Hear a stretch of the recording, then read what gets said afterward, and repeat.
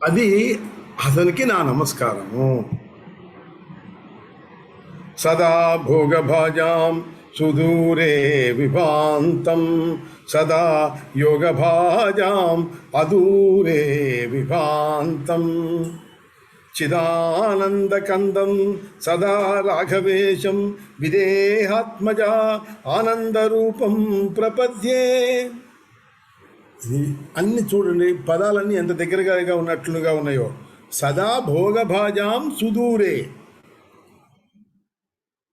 అంటే ఎప్పుడు కూడా భోగాల లాలసుడుగా ఉండేటటువంటి వాళ్ళు ఉంటారే, వాళ్ళకి సుదూరంలో ఉంటాడు, దగ్గరగా ఉండడు, ఎక్కడో ఉంటాడు, వాళ్ళకి దగ్గరగా ఏమాత్రం రాడు. సదా యోగభాజాం అదూరే విభాంతాం.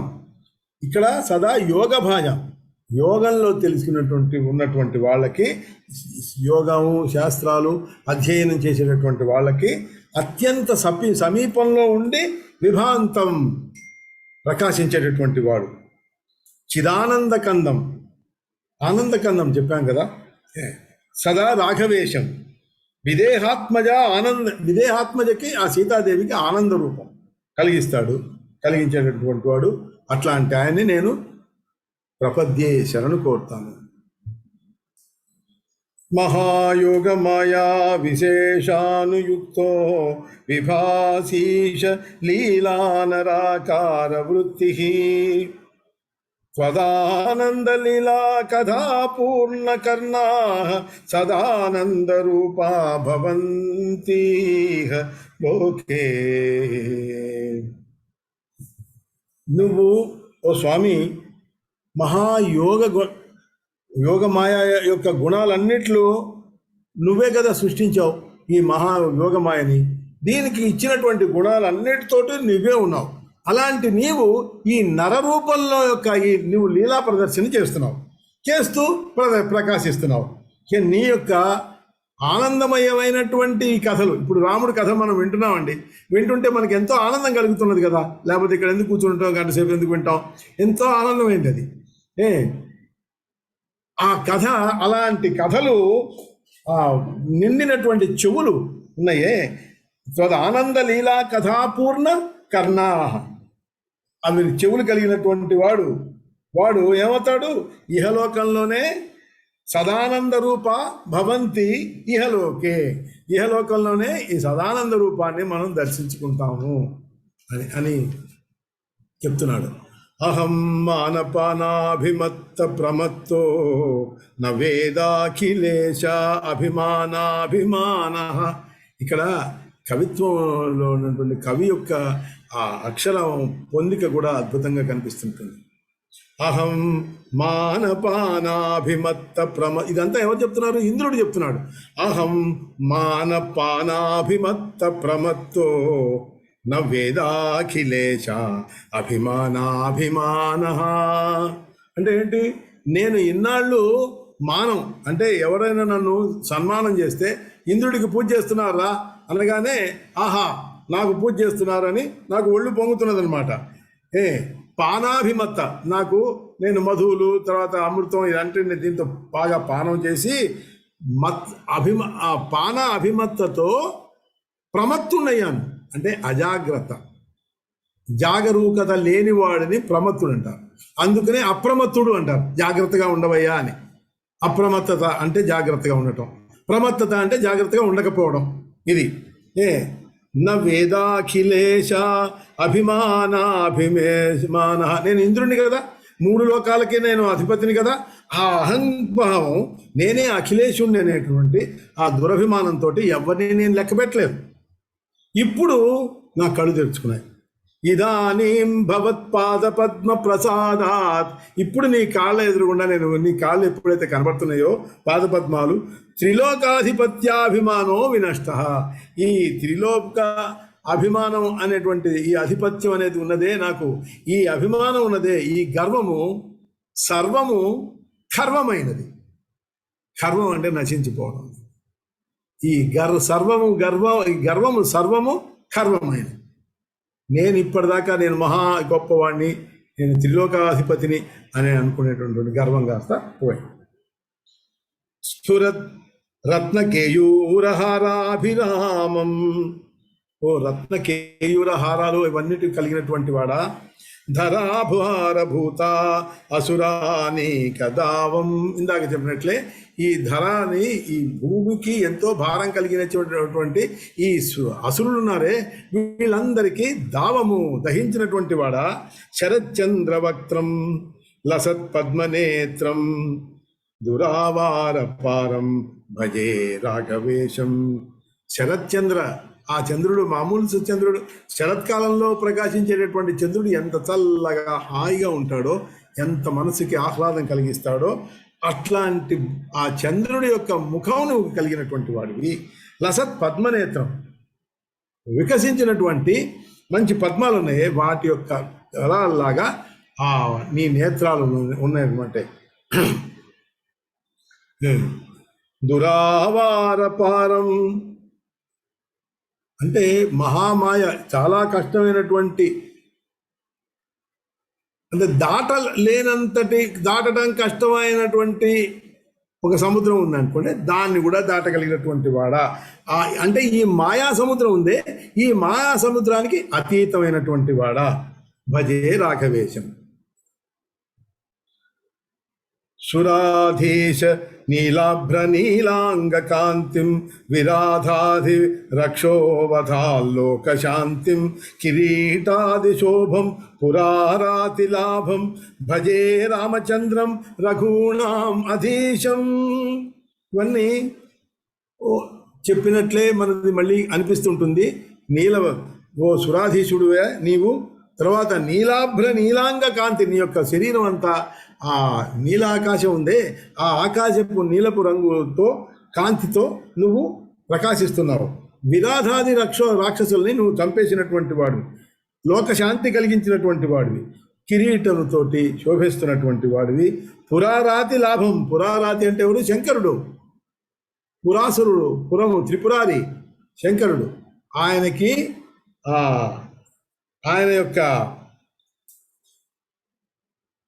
ఆయనకి లాభం అంటే ఇక్కడ ఏంటంటే ఆయన ఎల్లప్పుడూ కొలిచేటటువంటి వాడు. శంకరుడు ఎల్లప్పుడూ నిన్ను మనసులో పెట్టుకునేటువంటి వాడు, అంటే ఆయన సొంతం అనమాట. నువ్వు అట్లా అనుకునేటువంటి వాడు, అలాంటి వాడు నీవు. భజే రామచంద్రం రఘూణాం అధీశం. లసచంద్రకోటి ప్రకాశాది పీఠే సమాసేన మంకే సమాదాయ సీతాం స్ఫురద్ధేమ వర్ణాం తడిత్పుంజభాసం భజే రామచంద్రం నివృత్తారితంద్రం.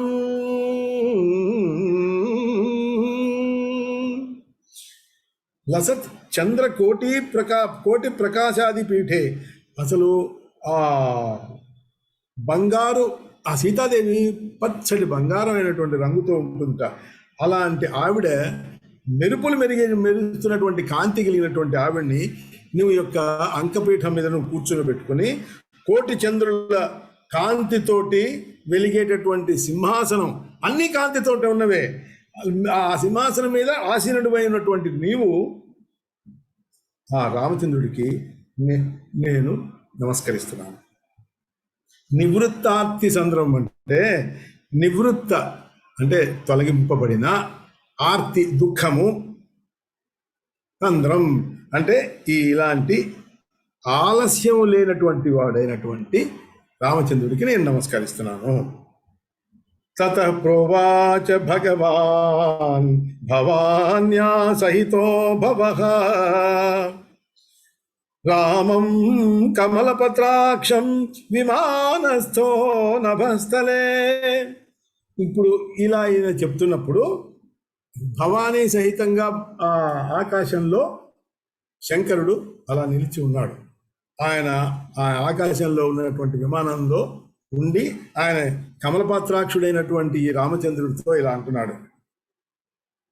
ఆగమిష్యాం అయోధ్యాయాం, నేను అయోధ్యకు వస్తాను. ద్రష్టుం త్వాం రాజ్య సత్కృతం, నువ్వు రాజ్యాభిషేకం జరిపించుకుంటావే, అది ద్రష్టుం నేను చూస్తాను. ఇదానీం పశ్య పితరమస్య దేహస్య రాఘవః. ఇగో ఇప్పుడు ఇదానీం పశ్య, ఇక్కడ ఎవరున్నారు? పితరం, నీ యొక్క తండ్రి అయినటువంటి పితరమస్య అస్య దేహస్య రాఘవ, నీ తండ్రి అయినటువంటి దశరథుడిని చూడు, ఆయన దేహంతో సహా వచ్చాడు ఇక్కడికి. తతో అపశ్యద్ విమానస్థం రామో దశరథం పురః ననామ శిరసా పాదౌ ముదా భక్త్యా సహానుజః.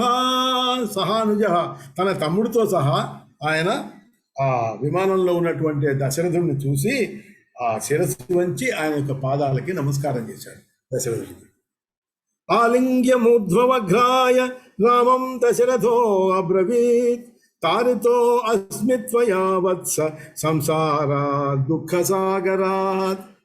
దశరథుడు రాముణ్ణి ఆలింగనం చేసుకొని మూర్ధాన్ని ఆఘ్రానించి ఒకసారి అన్నాడు అనమాట, వత్స, నీ చేత ఈ సంసార రూపంలో ఉన్నటువంటి నేను ఈ దుఃఖ సాగరం నుంచి తరింపబడ్డాను నాయన అని మరొకసారి ఆ ఆలింగనం చేసుకొని రాముడి చేత పూజింపబడి వెళ్ళిపోయాడు. అప్పుడు రాముడు ఎప్పటిదాకా ఇంద్రుడు స్తోత్రం చేసి చేతులు కట్టుకుని నిలబడ్డాడు కదా, అప్పుడు రాముడు అంటున్నాడు, ఓ సహస్రాక్షాద మత్కృతే నిహతాన్ సంఖ్యే వానరాన్, జాగ్రత్తగా వినండి, మత్కృతే నిహతాన్ సంఖ్యే వానరాన్ పతితాన్ భువి జీవయాశు సుధావృష్ట్యా సహస్రాక్ష మమ ఆజ్ఞయా. ప్రతి పదం ఇక్కడ జాగ్రత్తగా, నా చేత అంటే మత్కృతే, నేను చేసినటువంటి ఈ యుద్ధంలో నిహతాన్ సంఖ్యే చనిపోయినటువంటి వధించబడినటువంటి వానరాన్ పతితాన్ భువి, ఇక్కడ పడిపోయి ఉన్నారు నేల మీద, జీవయాసు సుధాదృష్ట్యా, వీళ్ళని జీవయాసు బతికించు, ఎట్లా, అమృతం కురిపించు, సుధావృష్ట్యా, ఆ అమృతపు కురిపించి, ఓ సహస్రాక్ష, ఓ ఇంద్ర, మమాజ్ఞయ, నేను ఆజ్ఞాపిస్తున్నాను, ఆ పని చెయ్యి అన్నాడు. తథేత్యమృత వృష్ట్యా తాన్ జీవయామాస వానరాన్ ఏ ఏ మృతామృధే పూర్వం తే తే సుప్తోత్థితా ఇవ. అలాగే అని దేవేంద్రుడు అమృత వృష్టి కురిపించి వానరులందరినీ జీవింపజేశాడు. అంతకుముందు ఎవరెవరైతే ఈ యుద్ధంలో చంపబడ్డారో వాళ్ళందరూ నిద్రలోంచి లేచినట్లుగా ఒక్కసారిగా లేచి సంపూర్ణమైనటువంటి బలంతో ఆ రాముడి యొక్క అత్యంత సంతోషంతో రాముడి పక్కకి చేరారు. పూర్వవద్బలినో హృష్ట రామపార్శ్వముపాయయు, రామపార్శ్వానికి చేరారు. నోత్థిత నోత్థిత రాక్షసాస్తత్ర పీయూష స్పర్శనాదపి. నోత్థిత అంటే నా ఉత్థిత, వాళ్ళు లేవలేదు. ఎవరు లేవలేదు? రాక్షసులు లేవలేదు. ఎందుకని? ఈ పీయూష స్పర్శనాదపి, అమృత వర్షం యొక్క స్పర్శ తగిలినా వాళ్ళు లేవలేదుట. ఎందుకని అంటే ఇక్కడ వాళ్ళు లేవలేదు అని మాత్రమే చెప్తున్నారు. ఎందుకని అనేదానికి మనం విశ్లేషణ చేసుకుందాం. ఎందుకనంటే ఒకటి, దీనికి రెండు విధాలుగా సమాధానం చెప్పుకోవచ్చు మనం.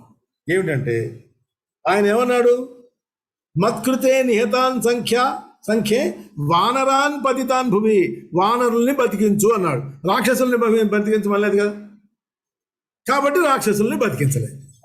అమృతం కురిసినా వీళ్ళ మీదనే కురిసింది, వాళ్ళ మీద కురవలేదు అని ఒక అర్థం మనం చక్కగా తీసుకోవచ్చు. ఇంకొకటి, ఇంతకంటే గొప్ప అర్థం ఇంకొకటి తీసుకోవచ్చు.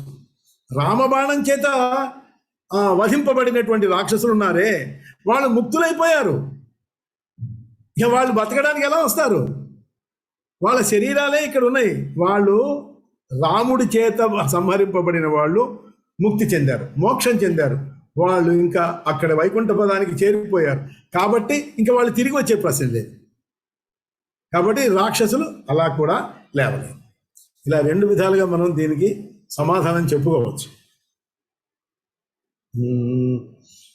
విభీషణస్తు సాష్టాంగం ప్రణిపత్యా అబ్రవీత్య చ. విభీషణుడు సాష్టాంగపడి ఇలా చెప్తున్నాడు, దేవా మామనుగ్రహ్ణీష్వ మయి భక్తిర్యదా తవ. నన్ను అనుగ్రహించు స్వామి, నేను భక్తితో చెప్తున్నాను.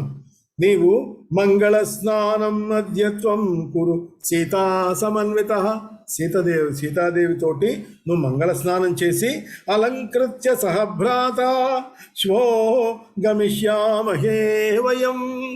చూడు, తమ్ముడితో సహా అలంకరించుకొని శ్వో అంటే రేపు పొద్దునే గమిష్యామహే వయం, మనం అందరం కలిసి వెళ్దాం, బయలుదేరి వెళ్ళిపోదాం. విభీషణ వచ శ్రుత్వా ప్రత్యువాచ రఘూత్తమ. విభీషణుడు ఈ మాట అనగానే దానికి ప్రత్యుత్తరం చెప్తున్నాడు రఘుత్తముడు. ఇక్కడ వినండి.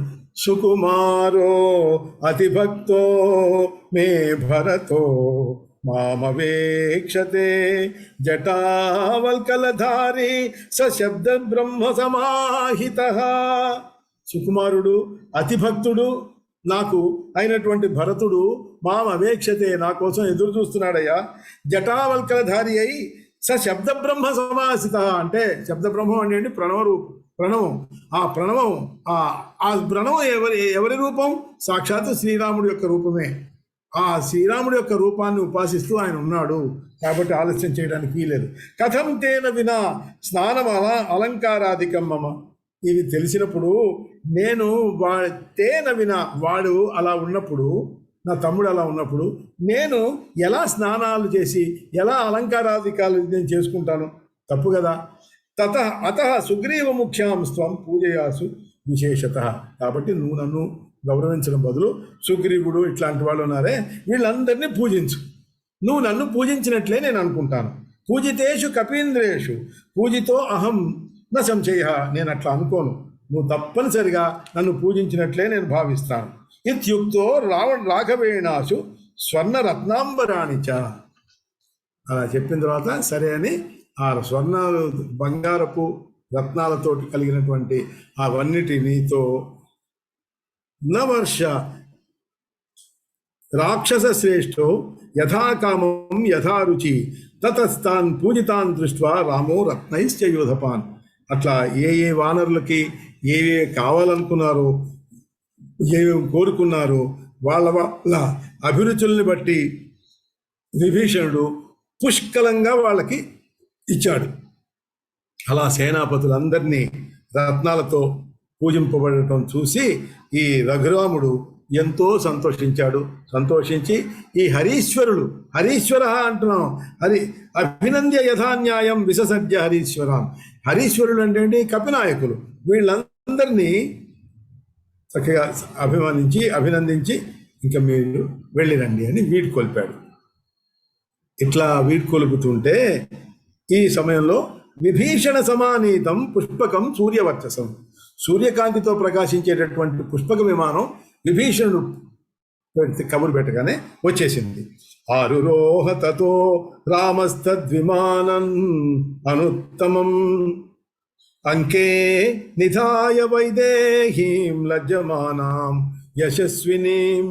ఆవిడ యశస్విని అయినటువంటి సిగ్గుపడుతున్నటువంటి ఆ వైదేహీదేవిని తన ఒళ్ళో కూర్చోబెట్టుకుని రాముడు ఆరురోహ ఆ విమానంలోకి కూర్చుని లక్ష్మణేన సహభ్రాత్ర విక్రాంతేన ధనుష్మత. ఆయన ధనుసు అవి పట్టుకొని లక్ష్మణుడు కూర్చుంటే లోపలికి వస్తే అబ్రవీచ్య విమానస్థ శ్రీరామ సర్వవానరులతోటి అబ్రవీచ్య అంటున్నాడు శ్రీరాముడు సర్వవానరులతోటి. సుగ్రీవం హరిరాజం చ అంగదం చ విభీషణం. మీరందరూ మిత్రకార్యం కృతం సర్వం భవద్భి సహ వానరై. ఈ వానర సైన్యం అంతటితో సహా నీ యొక్క మిత్రుడి అయినటువంటి నన్ను, నా యొక్క కార్యం చక్కగా మీరు పూర్తి చేశారు. అనుజ్ఞాత మయా సర్వే యథేష్టం గంతుమర్హత. కాబట్టి మీరందరూ మీ ఇష్టం వచ్చినట్లుగా మీ ఊళ్ళకి మీ రాజ్యాలకి వెళ్ళిపోండి, నేను అనుజ్ఞయిస్తున్నాను, అనుజ్ఞాత నేను అనుమతిస్తున్నాను అని అంటున్నాడు. సుగ్రీవ ప్రతియాహ్యాశు కిష్కింధాం సర్వసైనికై. ఓ సుగ్రీవ, నువ్వు కిష్కింధకు నీ యొక్క సైనికుల్ని తీసుకుని వెళ్ళిపో. స్వరాజ్యే వసలంకాయాం మమ భక్తో విభీషణ. ఓ విభీషణుడా, నీ రాజ్యంలోనే నువ్వు వసించు. నత్వాం దర్శయితుం శక్తా స ఇంద్రా అపి దివౌకసః. నిన్ను స ఇంద్ర, ఇంద్రుడు గాని దేవతలు గాని ఎవరు నిన్ను ఏమీ చేయలేరు. నత్వాం దర్శయితు శక్త, నిన్ను ఏమి చేయడానికి శక్తులు కాదు అవరు. అయోధ్యాం గంతుమిచ్చామి రాజధానీం పితుర్మమా, నా యొక్క తండ్రి గారి రాజధాని అయినటువంటి అయోధ్య నగరానికి నేను వెళ్ళాలని నాకు కోరికగా ఉంది. ఏవముక్తాస్తు రామేణ వానరాస్తే మహాబలః అని చెప్పి బయలుదేరుతుంటే, ఆ మాట అంటుంటే, అప్పుడు ఊచు ప్రాంజలయ సర్వే రాక్షసశ్చ విభీషణః అయోధ్యాం గంతుమిచ్చామ త్వయా సహ రఘుత్తమ. అయ్యా అలా కాదు అని నమస్కారం పెట్టి చెప్తున్నారు. అయ్యా అందరూ, చివరికి రాక్షసుడైనటువంటి విభీషణుడు కూడా ఈ మాట అంటున్నాడు, రఘుత్తమ నీతో పాటు అయోధ్యకు వచ్చేస్తాం, మాకు ఆ కోరిక ఉన్నది. దృష్ట్వా త్వాం అభిషిక్తం, నువ్వు అభిషేకం చేసుకుంటుంటే రాజు అయినప్పుడు నాకు చూడాలని ఉంది మాకు. కౌసల్యాం అభివాద్యత, ఆ కౌసల్యమాతకు కూడా నమస్కారం చేయాలని ఉంది. పశ్చాత్ గృణీమహే రాజ్యం అనుజ్ఞాం దేహినః ప్రభో, ఆ తర్వాత మేము మా రాజ్యాలకు వెళ్ళిపోతాం అని చెప్పాడు. వీళ్ళందరూ రామస్తథేతి, రాముడు సరే అన్నాడు. సుగ్రీవ వానరై సవిభీషణ పుష్పకం స హనుమాంశ్చ శీఘ్రమారోహ సాంప్రతాం. ఇంకా పుష్పకంలో అందరినీ కూర్చోబెట్టిన తర్వాత తతస్తు పుష్పకం దివ్యం సుగ్రీవ సహసేనయా, సేనతో సహా సుగ్రీవుడి యొక్క సైన్యంతో విభీషణుడు తన అందరు మంత్రులతో సహా అందరూ పుష్పక విమానంలోకి, దివ్యమైనటువంటి దాంట్లోకి చేరారు.